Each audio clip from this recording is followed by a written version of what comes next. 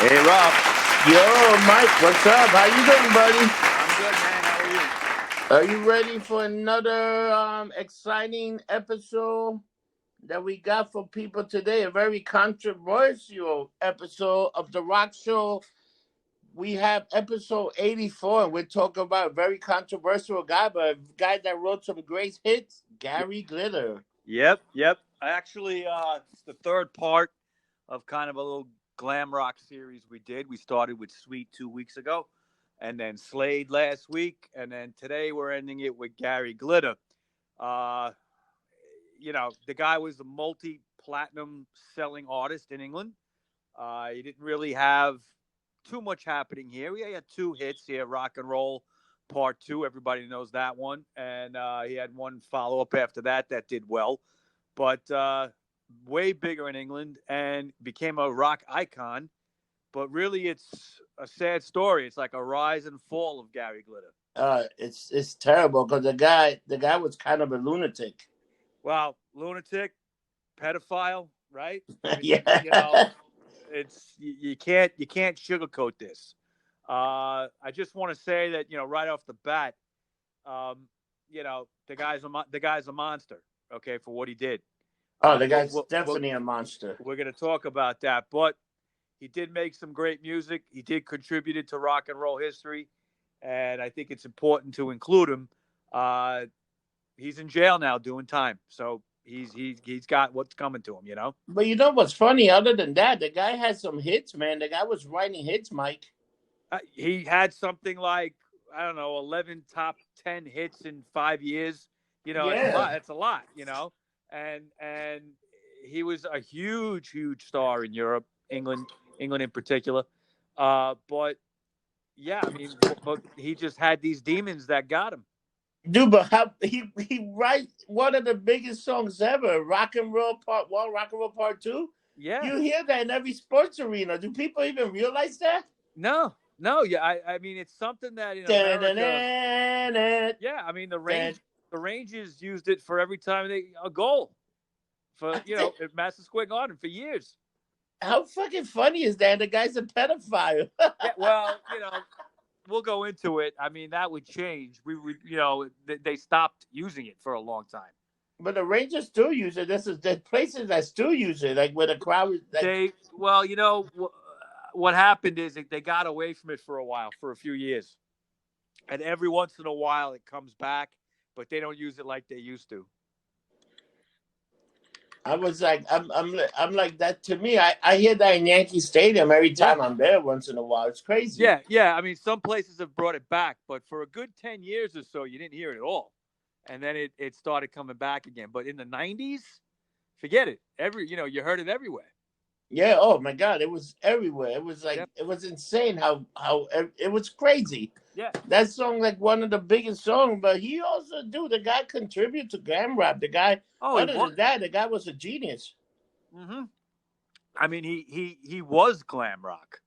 Okay, I mean the other bands definitely were, but he just personified it. Also, just I mean, in his name, glitter. Yeah. It just. And here was a guy who was around for a while, and he kind of settled into that glam rock scene when it happened. But I'll get into it. You want me to start? Yeah. Oh, what up, Mike? Yeah. Before you start, the guy stole a little bit of his wardrobe from Presley. Oh yeah. Oh yeah. I just Little want to little, say that. and his stomach too. Yeah. All right. So, Mike, give me the story, man. Let's start somewhere. So, this is the Rock Show episode 84. I think so. Yeah. So, 84. And we're talking about a very famous, controversial guy, Gary Glitter. The fucking guy was a lunatic. What you got for me, Mike? Lay it Yeah. down. Well, his real name. He was born Paul Francis Gadd. Oh, what up, Okay. Mike? Before you start, I'm drinking a nice, refreshing beer, a Yeah. PBR. All right. There you go. Nice. Nice. I wish I was having one too. Oh man. All right, so let's talk about Paul Francis. Let's Paul, go. Paul, Lay it Paul down. Francis Gadd. Okay. He was born on May 8th, 1944, in Banbury, Oxfordshire, England. His mother was unmarried, and he never knew his dad.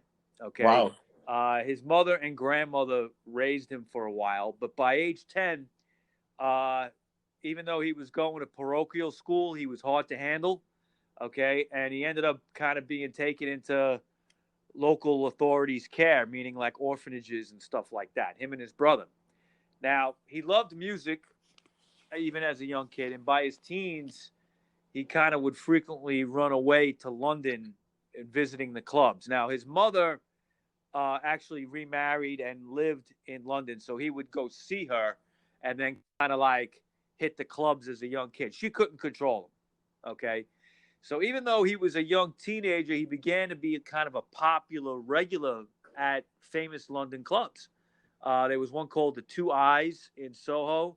There was a place called the Laconda, and then another one called the Safari Clubs in the 50s that, these were like early rock and roll clubs.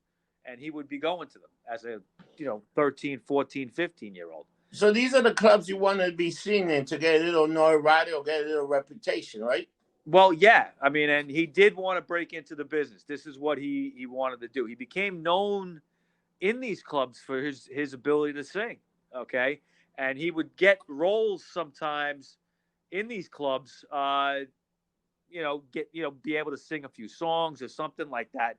He would do like early rock and roll standards or even ballads. By the time he was 15 in 1959, film producer Robert Hartford Davis found him in one of these clubs and financed a recording session with Decca Records for him. In January of 1960, his first single was released under the stage name Paul Raven. Okay. It was a song called Alone in the Night.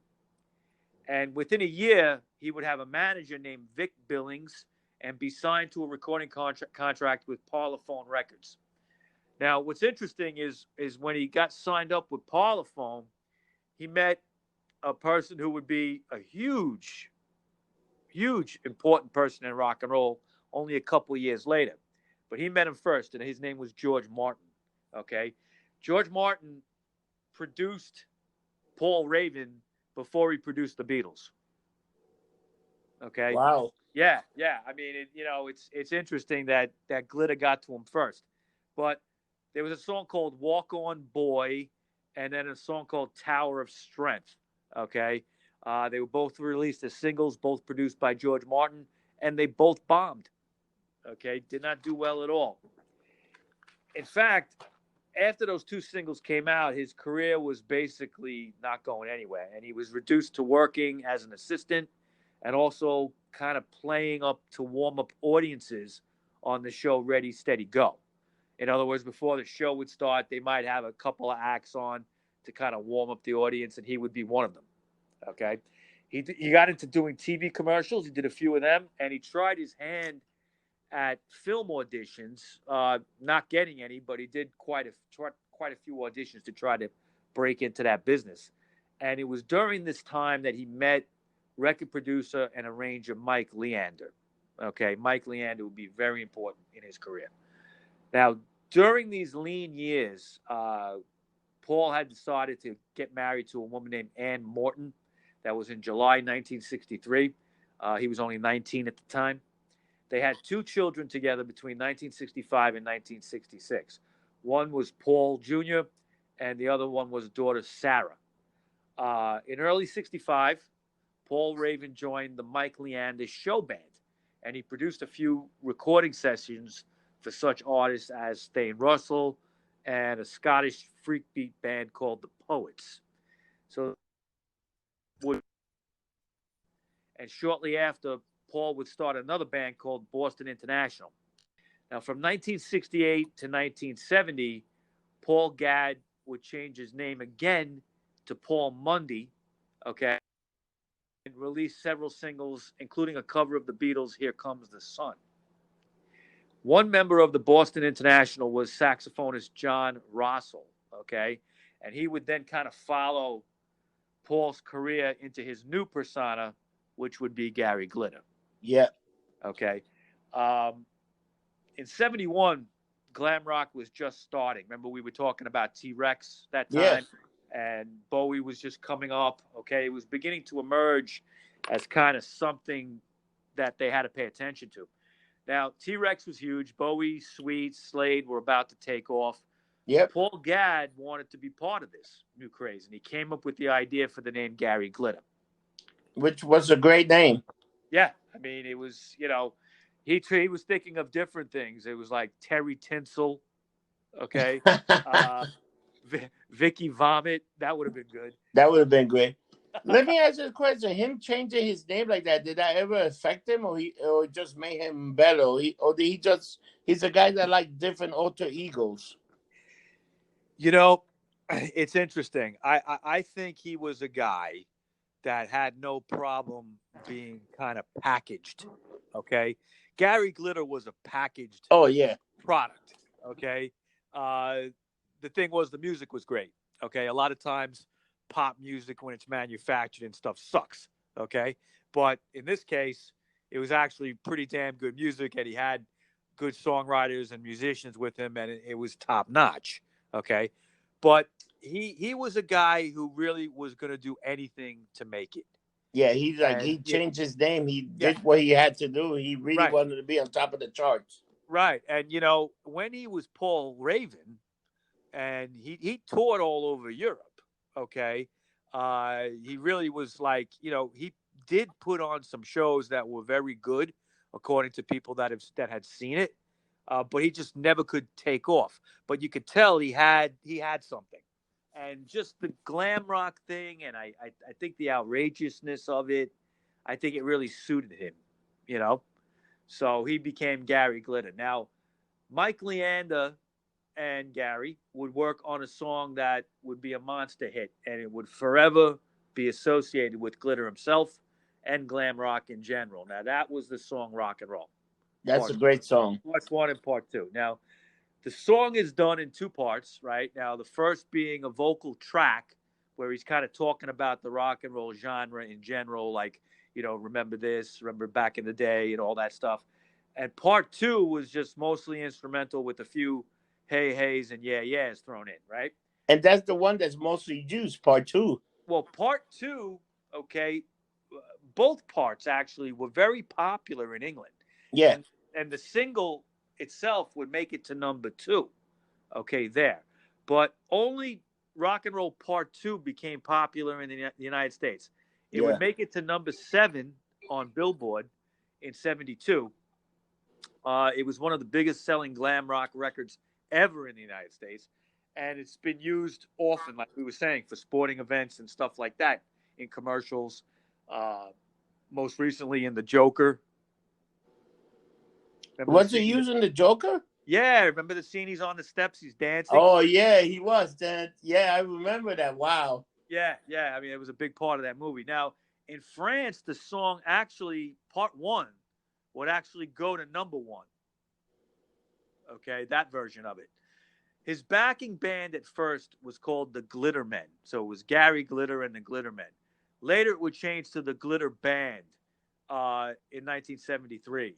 Now, John Russell, who was with him before, would play trombone, sax, and kind of be a musical director. They had a guy named Jerry Shepard on lead guitar and vocals, Pete Phipps on drums and keyboards, Tony Leonard also on drums, John Springate on bass and vocals, and Harvey Ellison on sax. Now, you got to mention that Pete Phipps was on drums and Tony Leonard was on drums. You know what that meant, right? Yeah, He had two drummers on stage. yeah. All right. And it was very unique to see that. You don't see that too much. Okay. Now you And never hardly it, ever see like two hardly ever. And drummers. it created this like big sound. Okay. Which was what he was after. And it was just if you go on YouTube and you look at some live stuff that he did on stage, just to see the two drummers there was pretty amazing. Now the band was the band he had was really for live performances only. Okay, the guitarist, the bass player, the drums. These guys didn't play on the albums. In the studio, Mike Leander played all the instruments except the brass section. And that's when they used Russell and Ellison, the guys that played sax and Yeah, trombone and stuff like that.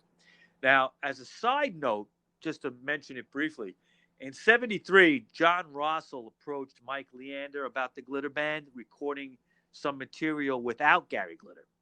That's how popular he was. Like his band was popular too, just the band. So a song called Angel Face was released as a single, and it got to number 4 in the UK, just as the Glitter Band. Several singles would be released until 76, when kind of punk rock in England put kind of a kibosh on glam. But they would rename themselves at that point in 76 as the G Band, okay? And they kind of found themselves struggling for a hit. They weren't doing that good anymore. But they would eventually revert back to the Glitter Band name and perform off and on with Gary himself for many years to come, okay? They actually tried their little hand at a solo act, and it worked for a couple of years.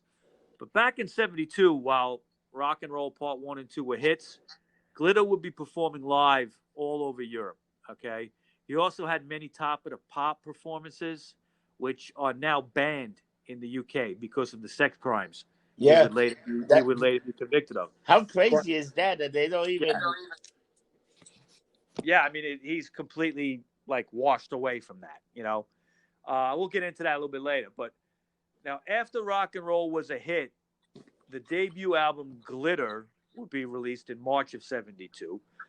The album was recorded at the Mayfair Studios in London and would get to number 8 in the UK. In addition to Rock and Roll Part 1 and 2, the next single was called I Didn't Know I Loved You Till I Saw You Rock and Roll. And that would also do very well in the UK and go top 40 in America as well. Rock and Roll Part 2 and I Didn't Know I Loved You Till I Saw You Rock and Roll were the only hits he had in America. And that's it. That was pretty much it. Yeah, and the second one was, you know, I think it might have cracked like the top 30, I think it did. I don't think it got higher than that. The album was a mix of originals and covers by Chuck Berry, Richie Valens. Others would be I'm the Leader of the Gang, I Am. This would be Glitter's first number 1 in the UK in the summer of 73. The follow-up to that was I Love, You Love, Me Love. Yeah, that's a great song.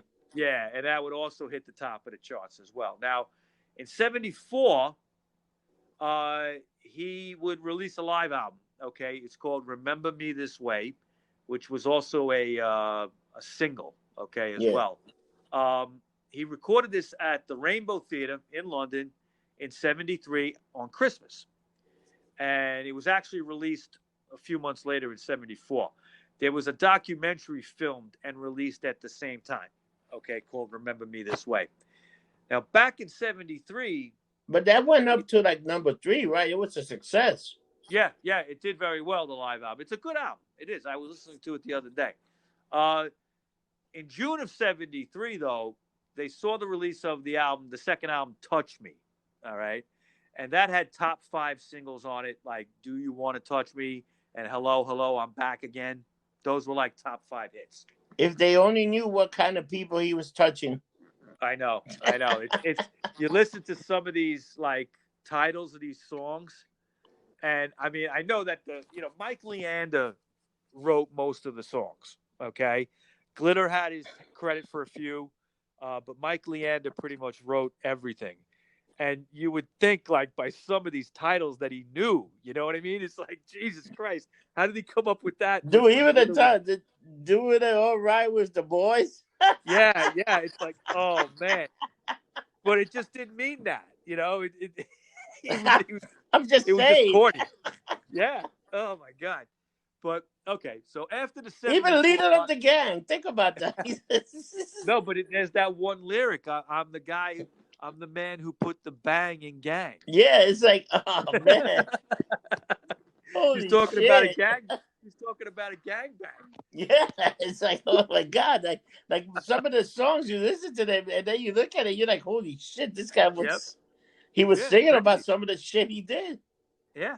Now in 74, after the live album, glam rock was kind of starting to die down a bit in the UK. Bowie was starting to change. He's starting the Young Americans thing, and glam was starting to get a little washed up. So his last top 10 would be the song "Doing All Right with the Boys," and that would be released. That would be released in early '75, and it was kind of on the heels of another standalone single called "Love Like You and Me," and that would get to number 10. You know what's sad? That's actually a pretty good song. Yeah, all his songs are good. Now, Yeah.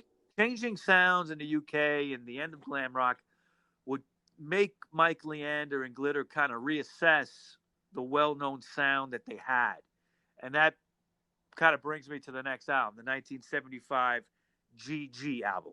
Okay, it's just the initials Gary Glitter, GG. Yeah. Now, that was Gary Glitter's third album, and the album was a bit of a mess. Okay, the original plan was to try to break Gary Glitter into the U.S. market. Yeah. Rock and Roll had done well. I Didn't Know I Loved You Till I Saw You Rock and Roll had done okay, but his other singles didn't chart in the States at all, and the 2 studio albums didn't chart. But RockerMike, let me ask you a question. He went Yeah. to exile. This is like after 2 years, right? Not yet. Okay, you're talking about when he went away for about a year and a half. Yeah, he went for a year because nothing was happening. Like after, he was taking album, but nothing was happening. Yeah, I mean, I'm getting to that. That would be kind of like after this album. Sorry, I jump again. No, that's okay. That's okay. You're about 6 months behind. It's okay. Ahead. I mean.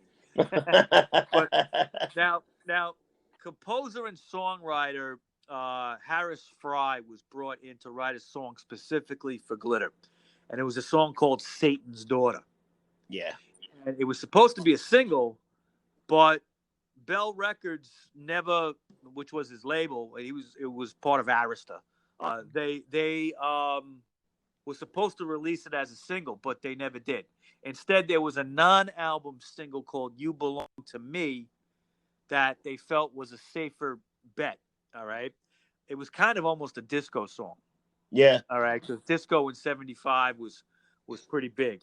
So a single off the album was another cover. It was a cover of the Rivingtons song "Papa Mau Mau." All right, and I don't know what they were thinking of this. It got released and it made it to like the high 30s in the UK, and that was like his worst showing to date for a single at that point. Wow. Yeah, but Mike, he always had. Why did he always have? He had actually pretty good writers when you look at his history. He did. I mean, Mike Leander wrote everything for him. Yeah, so I'm thinking like, dude, these guys. He actually had a good fucking he had great writers. What the fuck, man? Yeah, I mean, I don't know. Like, some of the albums had a lot of the albums had a lot of covers too. Like he would do a lot of covers even in spite of having the right. I don't know. I think they were trying anything. Like I said, he was packaged. But Mike, let me ask you. Yeah, he was packed. Let me ask you another question. Was that the design? Let's get him a bunch of writers. See, he's actually a good singer. He could get the song out. Let's get some great writers and just make him an artist. Well, with this album, they were really trying to break into the American market, but it was a total failure. I think, like, even in the middle of making it, I think the record company didn't like the direction he went. Okay, there was a lot of covers on there, and also like the songs that he picked was like, like Cupid by Sam Cooke. Yeah. Okay. I mean, it's a good one for him, I guess. But like he actually covered "Baby I Love Your Ways" by Peter Frampton. That's a great song. Yeah, actually, I hate that song, to be honest with you, but I'm not. It's a great song. It depends who's singing it. It's a classic, I guess. But he did it like right when Frampton did it. That was like '75. Okay, I think it was maybe a year or two old. I forget when it came out exactly, but it just was like he was trying different things on that album. And it's actually not a bad album. It's not awful, okay? It just didn't do well. It didn't even chart, okay? So, what they were trying anything, okay? So what they did was they planned this big tour, okay? And they were noticing that ticket sales were kind of down. So they decided to do like a publicity stunt. They announced that he was going to retire. Okay. And it actually worked. Okay. The ticket sales skyrocketed. The tour was mostly sold out. It didn't do much for sales. It helped a little bit, okay, but it definitely helped with the tour. All right, people were like, "Well, I'm going to see him one last time, and that's it." Now, Gary had divorced his wife Anne in 1972, and he was now in this new relationship in 1976, and he decided to take like at least a year and a half off, and he was living in exile in France and Australia, and he would during that time he would plan his comeback. The retirement wasn't real. He had no intention of retiring, but he was in a bad financial mess. Okay, uh, he was forced to declare bankruptcy in 1977, which he later blamed on the high tax rate in the UK. All right. But in 77, he would also come back and release his fourth studio album called Silver Star. The single It Takes All Night Long would get to number 25. It would not be enough to even fix his financial problems. By the early 80s, he would perform live, often keeping his name out there. That's really what he Yeah. wanted to do. He was loved by the post-punk crowd, okay, in England, and even was getting kind of recognized as a father of punk rock. Yeah. He lived, Okay. you realize he lived in Cuba for a little bit? Yeah. We're gonna get to that. I mean, he lived in I quite a few was places. I was kind of shocked by that, the whole Cuba thing, living in Cuba. Well, I think he had his way that he wanted to live, and in some of these countries, you can get away with certain things, especially if you got money. Okay. Yeah. So in '84, he was now a Buddhist and a vegetarian. Okay, and he would release a Christmas song, which is kind of funny. All right, and it's a great Christmas song that almost made our list last year. I almost put it on there. Maybe I'll put it on this year if we do another list. Oh yeah, we're doing the top 10 best Christmas song, and it's going to change. There's some songs that came up for the charts, Yeah, you never know, right? But this one's called Another Rock and Roll Christmas, and it was written by Gary Glitter, Mike Leander, and Eddie Siago. Okay, and it would be on his fifth studio album called Boys Will Be Boys, and was released that same year. It would get to number 7 in the UK, his biggest single since 1975. Now, in 1988, Rock and Roll Part 2 would be heavily sampled by the Time Lords and renamed Doctoring the TARDIS as a Doctor Who tribute. Do you remember that? I probably heard it. I remember all the shit. Instead of saying it was rock and roll, okay, the music, but the words were saying Doctor Who. Oh, I totally remember. Yeah, that was a big. You know what? That was more of a techno hit. It was kind of a techno-y kind of thing. Because I remember, that being played in the limelight back in the days. You go on a Friday night, Doctor Who. Yep. I mean, it definitely, it got people kind of interested in him again. That song actually went to number 1. Now, Glitter would also re-release Rock and Roll again with producer Trevor Horn, a little bit of a different version of it. Trevor Horn is the guy that sang "Video Killed the Radio Star." Oh, I love that song. Yeah, and also metal all-girl band Girl School did a cover of "I'm the Leader of the Gang I Am." You know what's so funny? This guy inspires so many people. Also, it's amazing how many people listen to Gary Glitter and say that's who I want to be. Yeah, I mean, he was just cool. I mean, nobody knew this other side of him. Okay. Let me ask you a question. He met Elvis. Did he ever meet Elvis? I don't believe so. Elvis died in '77. I don't think their paths would have crossed. So they never. But he met like a lot of the famous stars. Like he influenced so many people that like when you look at him, everybody pretty much was Gary Glitter was a blueprint for glam rock. Oh yeah, he was a blueprint for glam rock. Which I'm like, holy shit. Yeah. I mean, when T-Rex was kind of starting it, and then Bowie and Glitter in the middle of that, and Glitter was just wild and outrageous. If you watch him live, he was like manic on stage. His eyes bugged out, and he'd be like, you know, he's wearing that big wig. Yeah, Okay. it's amazing. Hey, how about Freddie Mercury? He expired with Freddie Mercury to do Yes, he another did. character, right? Yes, he did. Yes, he did. He performed under a different name for a while. Was it Lex something or I forget. It was something with L. Larry Lex or something like that? Yeah, Larry something. Yeah, it was a name he used for a little while. Uh, yeah, I mean the outrageousness of glam rock, the giant boots. Okay, that all this guy had a giant ego. Yeah. Okay, and and an arrogance and a swagger about him. He just like didn't give a fuck. I think people like that about him, but it would be his downfall. Mike, let me ask you a weird question right now. Yeah, yeah. Gary Glitter, Gigi Allen. Who was the These two guys are almost to me, they're almost like the same shit in different ways.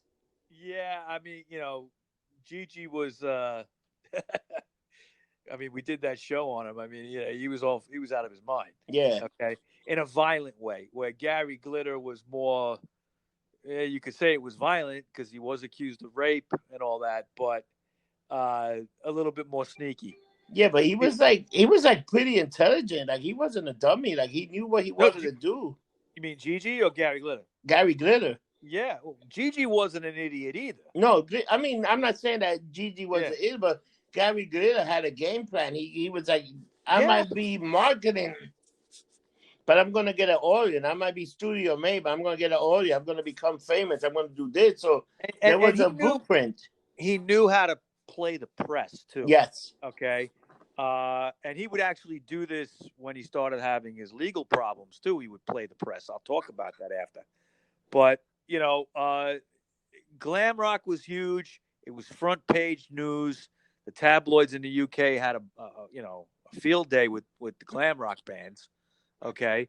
And he fit right into that. He wanted to be on the front page of the Daily Telegraph or whatever papers they got over there. This is what he wanted to be. He wanted to be famous from when he was a kid. He was looking for attention, and he got it as an adult. It took him till he was about 30 years old, but he got it. That's amazing.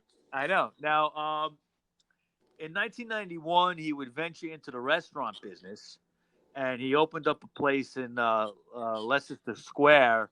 He even kind of had his own candy bar for a while. Okay, it was called the Gary Glitter Bar.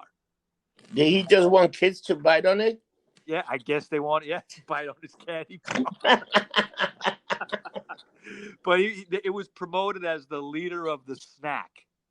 Oh my God, that sounds horrible. That's funny. I know. Leader of the snack. Come here, kids. Here's your snack. He also started his own label, Attitude Records, after he lost his original record deal. Yeah. And a new studio album called Leader 2 was released in 1991, and a best-selling autobiography called The Leader was published.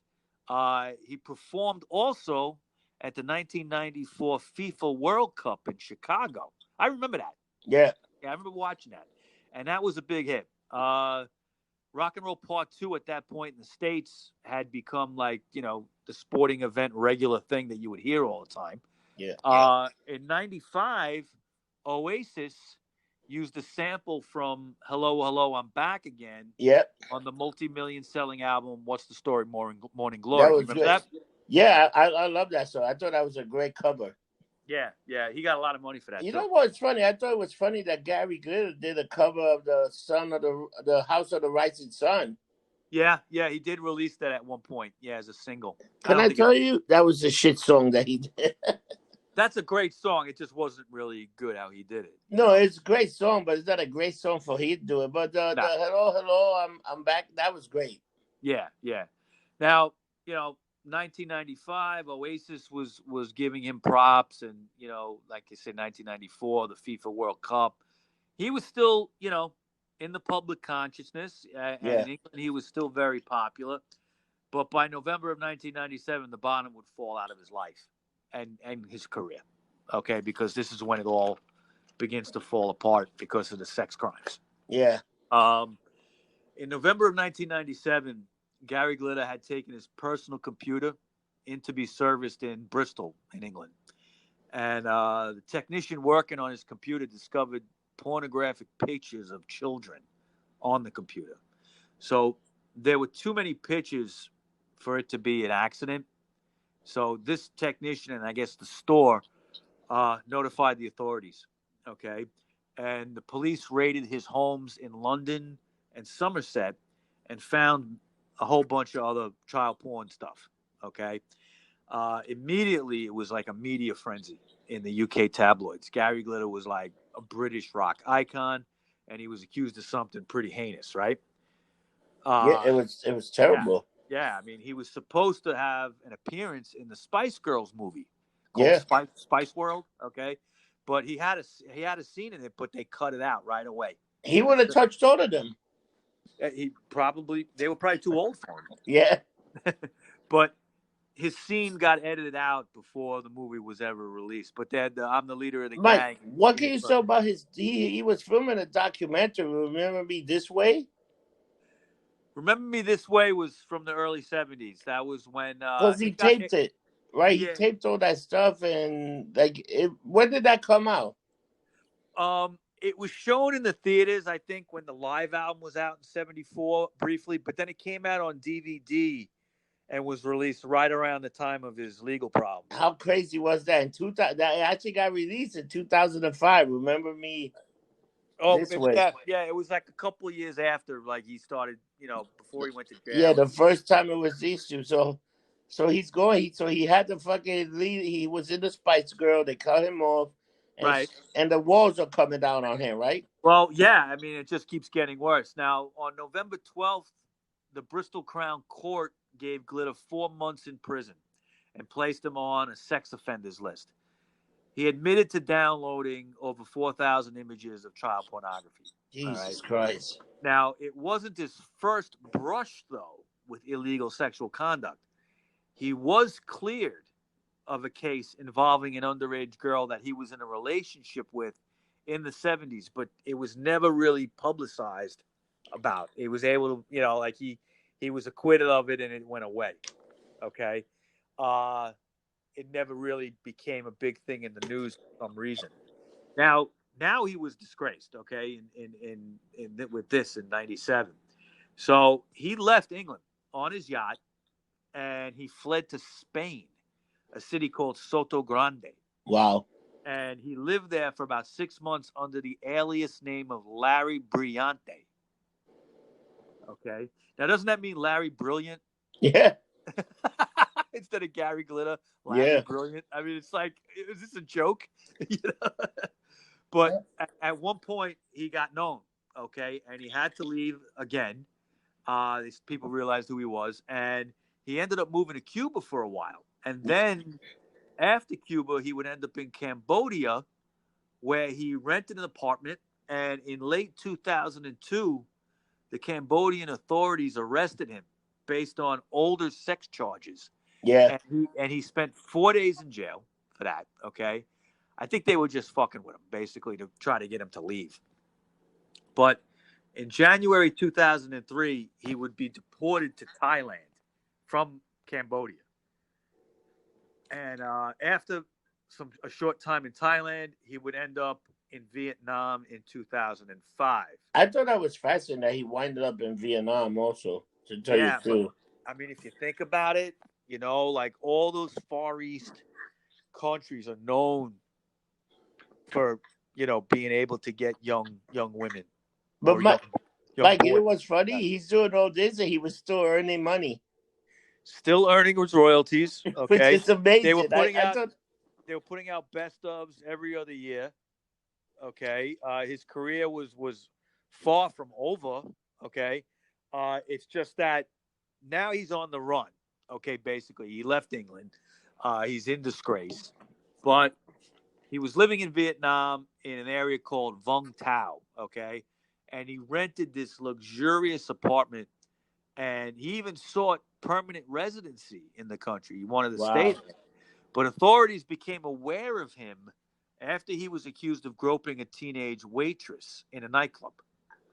And at the same time, eyewitnesses also saw him leave that club with two young girls that went home with him. Wow. Yeah. Now, November 12th, 2005, he ended up fleeing his home there in Vietnam, but leaving behind a 15-year-old girl who was actually living with him. Oh, All right. Jesus. Yeah, and authorities questioned her, and they began looking for Glitter. They couldn't find him. He would get arrested at the international airport in Ho Chi Minh City, trying to board a flight to Bangkok. All right, he was trying to get out of the country.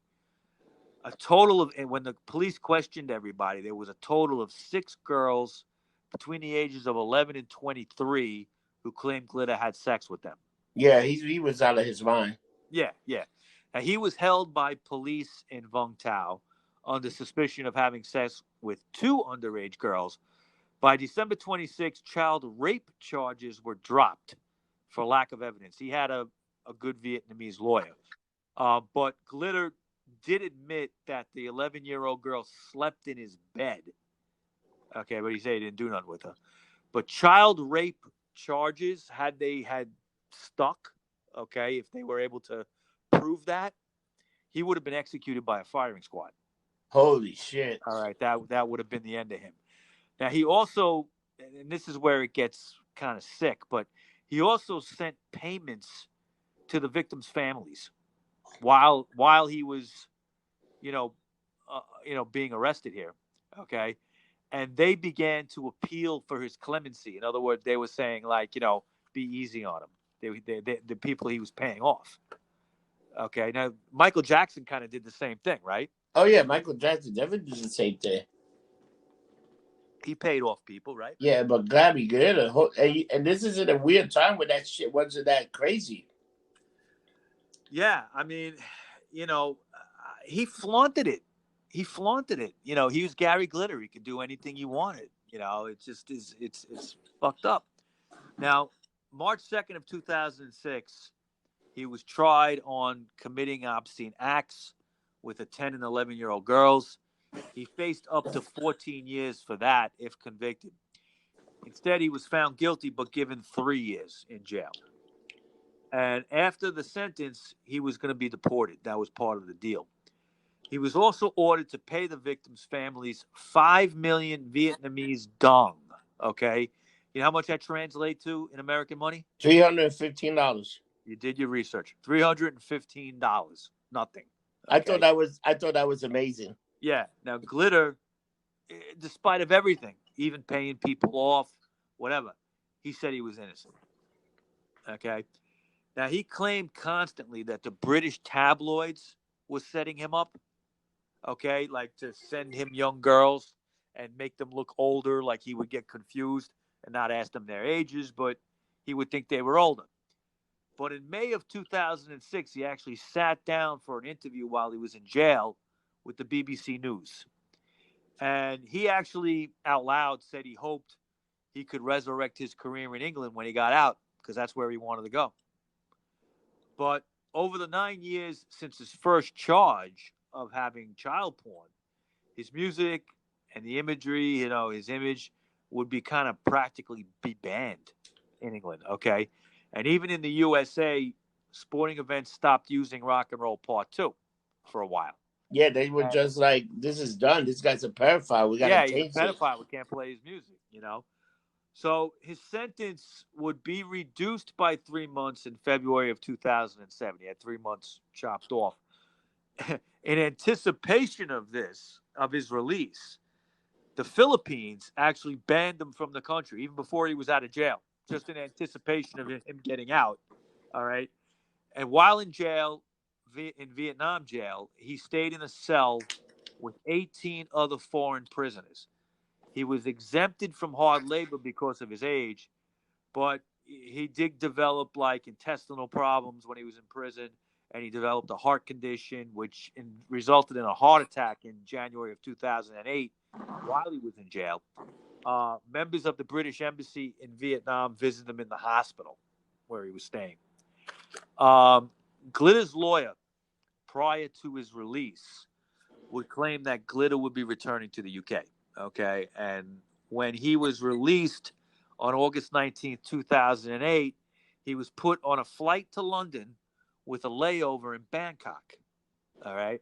And British police were sent to Bangkok to escort him back to the UK on the flight. To make sure he doesn't get away. Right. But this is where it gets nuts. Okay. During the layover, when the flight came to go back to England, he refused to get on the plane. Okay. He refused to board the plane, saying that he was a free man and he suffered from a heart condition. Okay. He would instead book himself in the airport into a transit lounge, which is kind of like some of the foreign airports have that. I don't think they have them here. Like you could rent like a little room while you're waiting.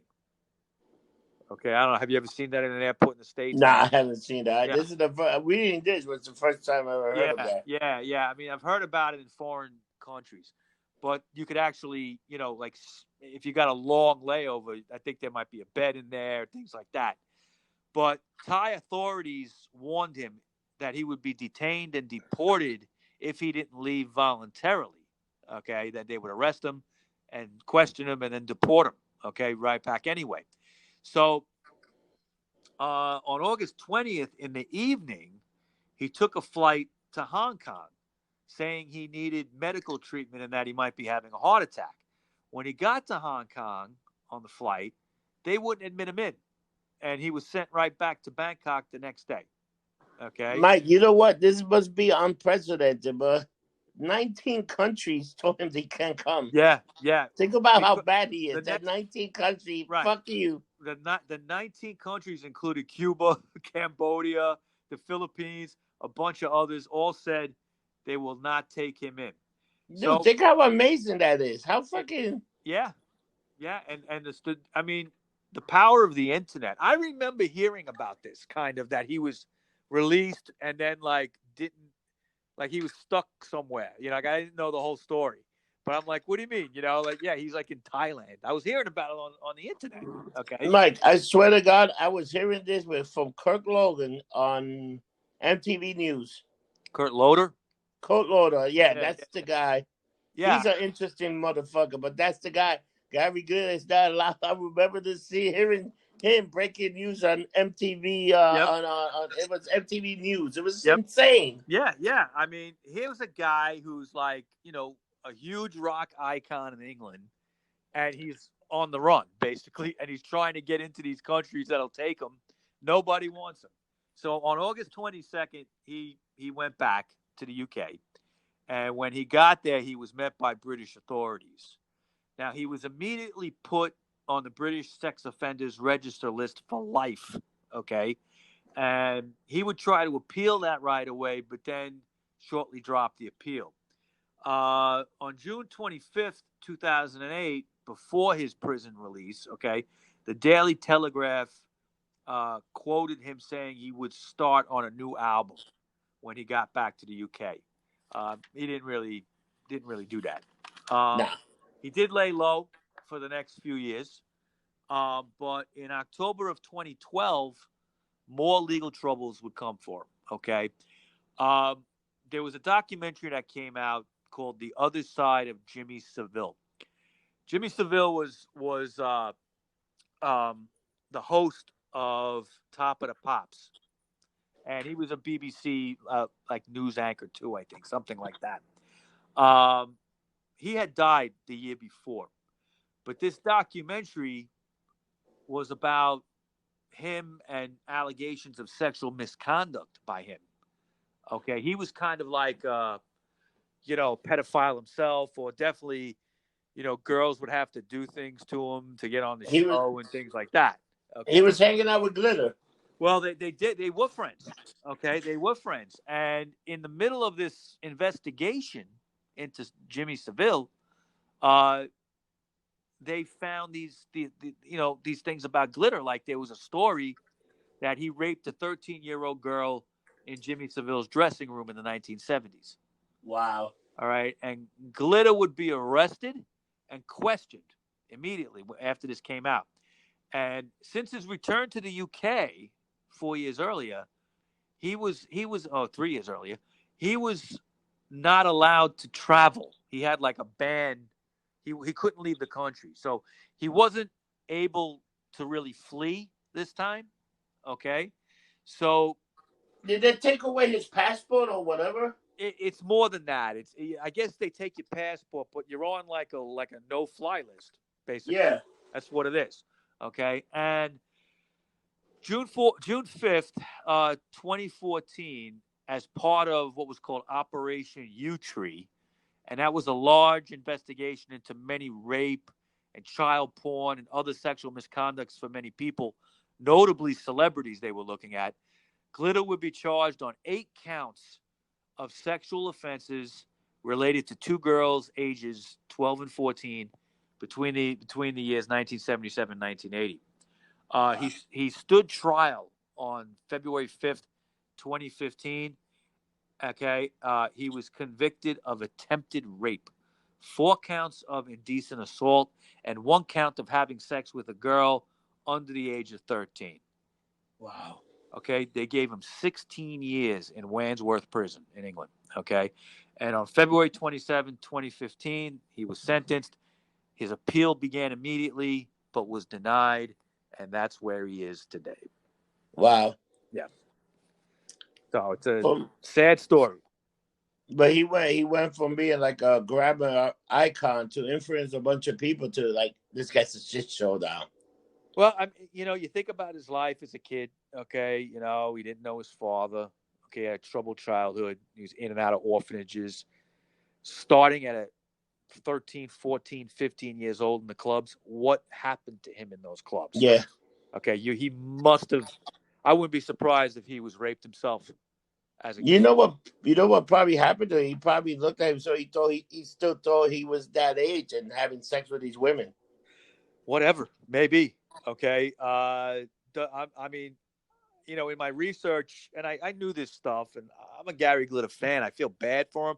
At the same time, I don't feel bad for him because he did what he did, and he needs to be in jail. But it's such a sad story because he really was, on top of the world, bigger than nobody else. He was huge. Okay, and then just to see this decline, but he had, I was watching a documentary last night about it, and there's a couple of them on YouTube. One's called "The Real Gary Glitter." You should check that one out. Some of these women that he did stuff to speak out a little bit, and Wow. Mike Leander is interviewed, and John Russell, he's interviewed. And You know what's funny? The guy had one of the biggest Christmas song and one of the biggest sports anthem, and for you telling me this that whole documentary thing, the guy ended his shit. Yeah, in this documentary I was watching last night, the real Gary Glitter, Russell says how by the mid 70s, like 75, 76, their relationship was strange. Like he knew him from Paul Raven times. Okay. Wow. And his real name was Paul Gadd, remember? Yeah. So he always called him Paul. And there was a point when he was in the dressing room. It was just the two of them talking before a show. And he called him Paul. And Gary Glitter said, "Never call me Paul again. I'm Gary Wow. Glitter. I'm Gary Glitter." So he believed his own hype in a way. He believed he was the biggest star in the world. And he was at one point, but he was at one point. But when it ended, he still was acting like he was. Okay, and I don't know, man. It's a disease. This stuff. This kind of these sex crimes. It's a disease. It's pretty amazing when we talk about these kind of crime and people are like, they're like, oh, blah blah blah, but it's happening, man. Yeah, and that Operation Yewtree that he got caught up in was like a countrywide, nationwide thing in England where they were getting a lot of celebrities and, investigating all kinds of allegations. They scooped up a lot of people with that. But there's pictures of, Gary Glitter in the 90s when he was like this rock icon. He would go on a TV show and people would go crazy. He was even on one of these like "This Is Your Life" kind of shows where they bring back people from his past, and they were playing like his first single, and he was all embarrassed, but he was like a huge star. Okay, and there's even pictures of him with Prince Charles. Okay, and now look where he is. Right? Wow. You know. It's amazing how you go from being the ruler of the world to just now you're a jail cell. Yep. Yep. It's got to be a crushing thing to your ego. You know. I can imagine. So Mike, we got next week we got a big show. We got the making of the Beatles revolver. Then we got the Birds. We got the legend of Sith Baders. We got Richard Hell and Generation X. So the hits keep on coming. Yeah, yeah, and I did it again, Rob. Okay, I tied in two shows together. Who did I talk about today? George Martin, right? Yeah. And we got the Beatles next week. Yeah, and you always find a way to put these shows together, which It's is like brilliant in the way you do it. I six. think you don't even know that you're I don't doing even. it. I'll be honest with you. I don't realize it. That's one of the few times I actually caught myself with it because you said the Beatles show next week, but I don't know how. It's like 6 degrees of separation. You know. But you do it all the time. I don't know if you've been a perfect, but so far the schedule, the bands and shit that coming in is great. Everything's tied together. So on our list next week, August 3rd, we got Little Richie, which I think the Little Richie show was a great show. Yeah, that's true. That's coming up next week for everybody. Yeah, so I always like to remind people because we do a lot of shows. Like we're all over the place, and we work hard. Mike works hard. We want you guys to join our page, the Rocker Mike and Rob Rock Show page. Join us. We also want you to watch us on YouTube. We really, and if you do see us on YouTube, hit the smash button, subscribe, and hit the like button because we're actually picking a little bit of momentum right now. We're actually doing pretty good, and Cool. we work hard to get these shows out to you. Mike works very hard at research. Like he, when I met him, he had a full head of hair, and now he's putting his hair because he got to put a show together once a week. Oh man, that's true. But Mike, brilliant. It's a labor of love, Rob. Yeah, but it's brilliant so far. The stuff that we talked to, like I think last week's show was brilliant, and I'm really looking forward to the Captain Beefheart. Beefheart today, I got a thing. Captain Beefheart released a brand new not like it's in there, but they released a live album of him. Oh, really? I didn't hear about that. Yeah, a live album. It's an old one, but they just released it like remaster, redone. I got to think.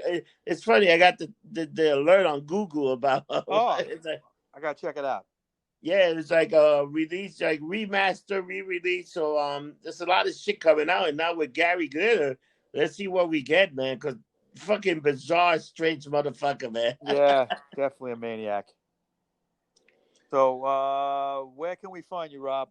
So you can get me at anything getting lumped up. We also got t-shirts. If you want to support the show, get a t-shirt for me and Micah Rock. We got the Crime Rock Show shirt, and we also got the same from this to that. It's the Rock Show. But you can find me a bunch of social media. Mike, where can we find you? I'm on Instagram, RockerMike212, RockerMike212. I'm on Twitter, RockerMike3. And then I'm on Facebook under my name, Michael Baker. But you could also find me and Rob on the Rock Show podcast group page on Facebook that he just mentioned about. Yeah. Every day I put up a song of the day, the lumped up song of the night, keeping the lumped up, network going. And let me tell you, if you guys really want to listen to us, we have two shows. We got the Rocker Mike and Rob Present, and if you really want to listen to us preach, listen to this conspiracy show. You might lose your fucking mind. Conspiracy 420, always controversial. 420, always controversy. And Mike, how do we end every show? Don't get drunk. Get lumped up. See you next week. Have a good one. Take care, people.